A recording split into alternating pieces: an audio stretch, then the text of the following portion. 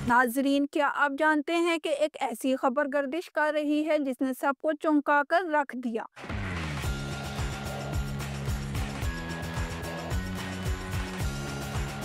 जमातुद्दावा के सरबराह हाफिज सईद को शहीद कर दिया गया। क्या कोई खुफिया मंसूबा तैयार किया जा जेहलम के करीब लश्कर तैयबा के एक कमांडर और उनके साथी पर नामालूम अफराद ने फायरिंग की। इस हमले में दोनों जान की बाजी हार गए। लेकिन सवाल ये है कि क्या ये एक इत्तेफाक था या कोई बड़ी साजिश रचाई जा रही है।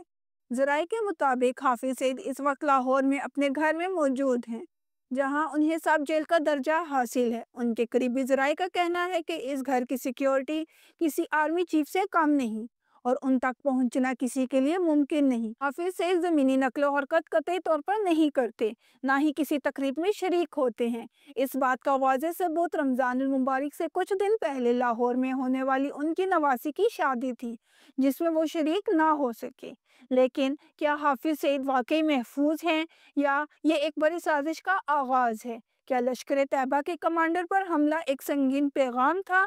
क्या लाहौर में सख्त सिक्योरिटी के बावजूद कोई खतरा मंडला रहा है? ये सब महज कियास आराइयां हैं या हकीकत में कुछ बड़ा होने वाला है? क्या हाफिज सईद निशाने पर हैं? मजीद तफसीलात जानने के लिए हमारे साथ रहिए।